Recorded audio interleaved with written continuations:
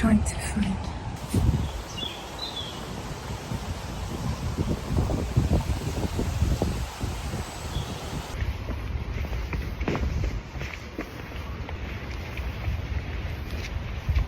I'm trying to find somewhere with absolutely no one.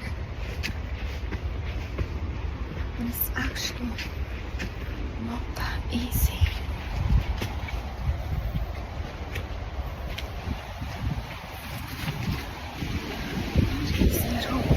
Okay, don't want to go too far.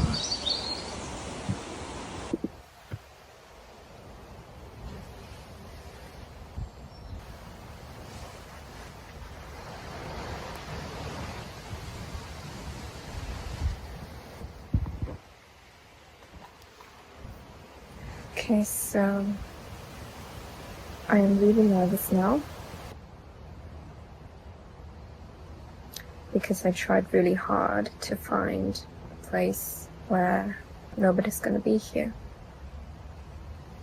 but in public. So I'm kind of in a park on the outskirts of the campus of the university that I'm doing my PhD in. I'm still really paranoid because this is something really new, talking to a camera in public. So I will just keep my voice down. Okay, so today I've decided to talk about the lessons I learned last year, and specifically 24 lessons I learned at the age of 24 in 2024, more or less. And the idea came up because I was journaling as usual, and then it just occurred to me that I have to keep reminding myself of the lessons I've learned, because otherwise I'll do the same mistakes over and over again. So the first lesson is to listen to your body's signal, because sometimes we might not be consciously aware of things that might be wrong, pressure or stress that we might not actually be able to handle. And sometimes you think you can do it, but then your body will tell you that, no, it's too much, you can't take it. And that's when you get sick out of nowhere, or just have like a physical breakdown. Without the mental breakdown, but that should remind you, that should really warn you of your limits. And second lesson, on a similar note, don't overexert yourself and take care of yourself. Don't do all the things that you think you want to do. But don't be so greedy. I have this tendency to always want to do everything. I'm too greedy, and I think it's not a great thing. I think I learned about it when I was doing my mental health first aid training. They have this stress bucket, and you just need to reflect when the bucket is overfilling, and that's when it's time to do some self-care. And I really liked how the trainer taught us about self-care. So I think it was at the end of a full day of training, like 9 till 5. But she actually ended an hour earlier. So at 4 p.m. she said, okay, we're done. But the next hour, you have a task to do. And I was like, okay, fine. So is it going to be like an in-class pop quiz assignment? I mean, I wasn't too excited about it. But then she said, in the next hour, do something that will make you feel happy, and it's not work related. It could be something that you just haven't had the time to do for a long time. You can call a friend, do some cooking, baking, read a book, go for a stroll, walk your dog, etc. And I remember how happy I was just by hearing about the task. So I decided to actually go practice some piano. because it had been a long time and I really enjoyed it. I practiced a new piece that I was really obsessed with at the time and managed to sound kind of okay, and I was just really happy about that. I know self-care is easier said than done these days, but it is such an essential skill for sustainable development, basically. Third lesson is don't force things. If something's not meant for you, it's not meant for you. And if something keeps feeling like a struggle, if it keeps getting more difficult, if it's always so difficult, maybe try something else. Things that are meant for you will come to you so naturally, as easy as breathing. You won't have to force it. Obviously this doesn't apply to everything, like applying for unis, jobs, but just keep that in mind and don't make life so difficult for yourself. The fifth lesson, I was aware of it, but I've just really honed it in and incorporated into my daily practice, which is just to be grateful for the things that you already have. And remind yourself of the things that you're grateful for. For example, I keep a gratitude log, and whenever I feel grateful for something, I feel thankful for something in my life, it could be anything, like grateful for myself for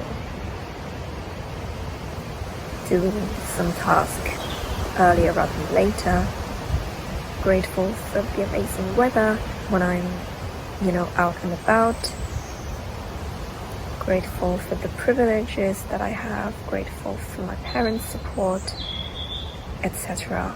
Whenever I feel that, I would write that down into the gratitude log. And every once in a while, I come back and just look at all the things that I've been grateful for. It really makes you smile and just makes you happier, makes life feel easier. Okay, 讲完了。Sixth lesson.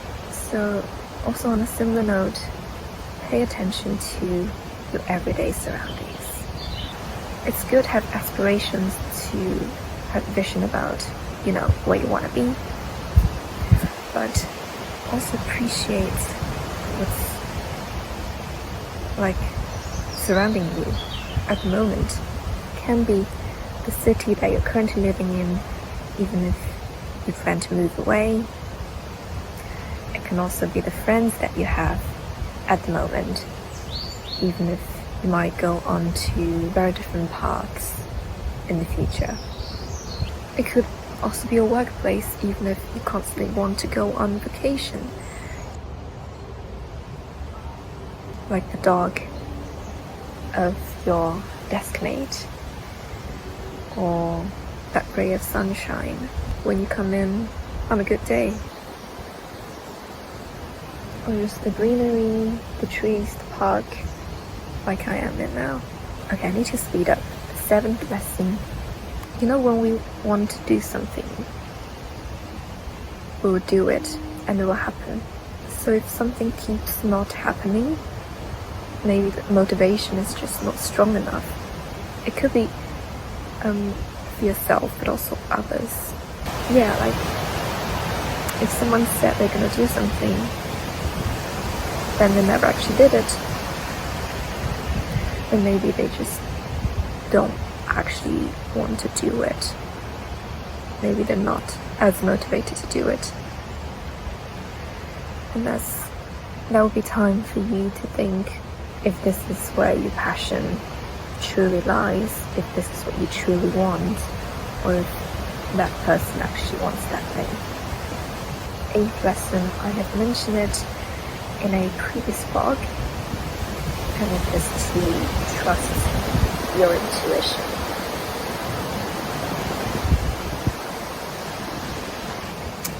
It could feel like it's so natural for them actually intuitive people. But for me, I tend to rationalize a lot. Whenever I'm feeling indecisive, whenever something's bothering me, whenever I've encountered setbacks, I always try to rationalize my way out of it, which can be really adaptive and helpful, but sometimes I think I've learned the hard way that oftentimes I should just trust my intuition. If something doesn't feel right, it's not right. Also applies to like social settings. If you feel like someone doesn't like you, this might sound really pessimistic and passive, but if you feel like you don't vibe with someone, it's probably because they don't like you and you don't like them back. Obviously, this doesn't apply to all situations, but it's often true. We say that actions speak louder than words, but if your intuition says something's off, even actions can be misleading. Like sometimes behavior is not to be trusted because some people are good at faking it. Both actions and words from the outside. If you're only rationalizing it, you won't see anything objectively wrong. But that's what your intuition will tell you if something's wrong.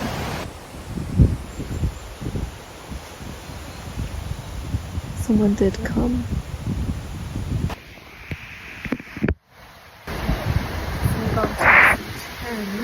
Also, on a similar note, just surround yourself with genuine people. 11. So many people don't know what they're doing. And it's true. So you might also feel like you don't know what you're doing. Like honestly, in this world we're living in, regardless of, age, stage of life, profession, portion of people who don't know what the fuck they're doing is appalling. So yeah, the fact that you try to work out what you're doing already sets you apart, and you should be proud of that. Lesson 12. Not everyone cares about what other people do or feel. Actually, most people don't care. Many people don't care. I would say most, because I can't sample the whole population. But many people don't care. So the fact that you try to care, you want to care about others is already a virtue. And lesson number 13 is, for many things, if you don't do it, no one's gonna do it. So if you really want to do it, you might as well do it and be the one who does it. This is so useful for me. Like honestly, this has opened up so many opportunities for me, because I realized that 世界是一个巨大的草台班子. And this leads on to lesson number 14, which is don't expect things from others. If you want something, get it yourself. Don't expect others to get it for you, because they might not want to, or they might not be motivated enough to get it for you. If you have expectations about yourself, then just do it, make it happen. And don't expect any actions or words from others. Let go of expectations that aren't yours to fulfill. This makes life so much simpler. Lesson 15. Reflection oils the soul. Journaling more often in the past year definitely helped so much. And also reviewing past journals. Reflecting more consciously and reflecting on the past reflections. It helps you grow better, and you can't really grow without looking in at yourself once in a while.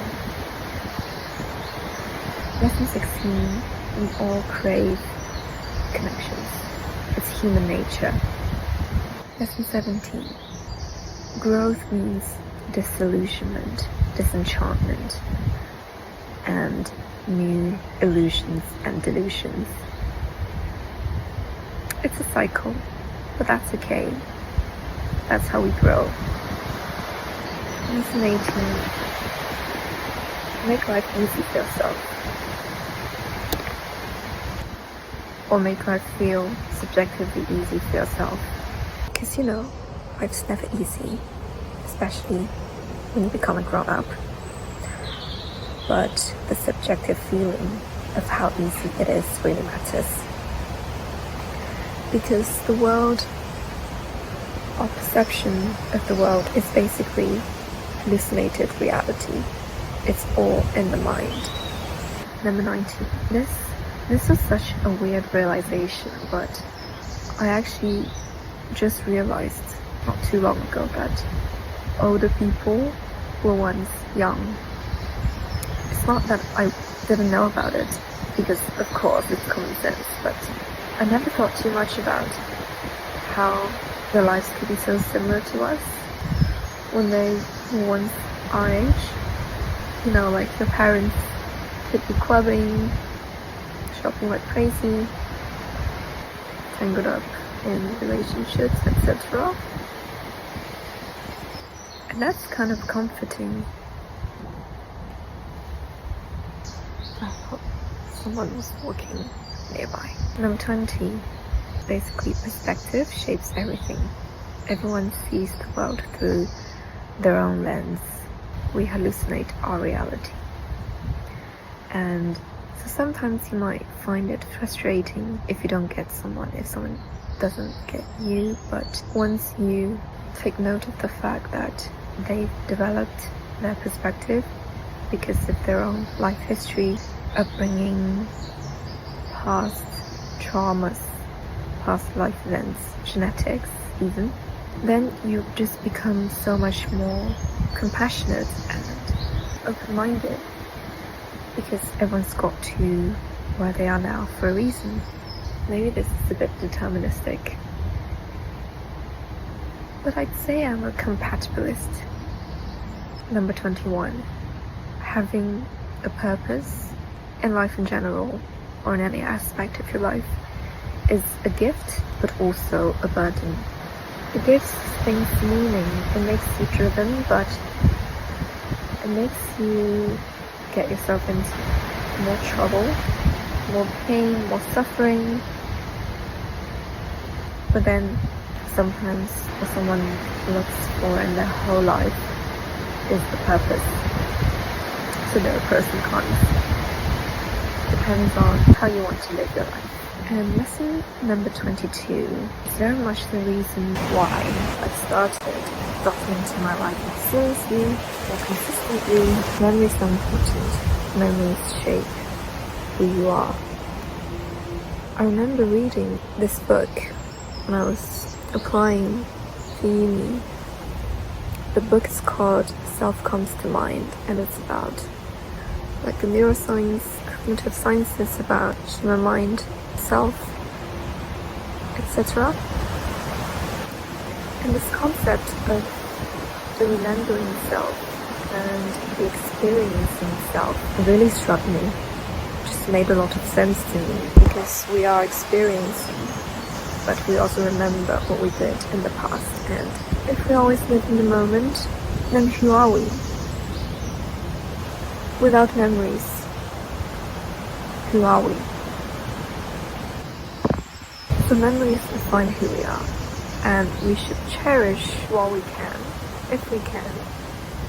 And it's totally fine to not always live in the moment. You can reminisce about things, you can feel nostalgia. It's one of the most beautiful emotions, I think. Nostalgia. And actually, I only started feeling nostalgia recently. Well, not recently, but once I was old enough to actually be nostalgic about something in the past. And so don't be afraid, don't be ashamed of, taking pictures and not living in the moment. We need those memories to look back on, to remind ourselves about who we are. Number 23. Respect other people's goals and intentions. because, as I said before, we have different life histories, which means we'll have different goals. And it's fine if they're different from yours. It's almost always the case, and just respect that. Don't try to impose your values, your worldviews onto others, because it's useless, it's fruitless. Everyone is different, no matter how close you are. Like if you're best friends for life, partners.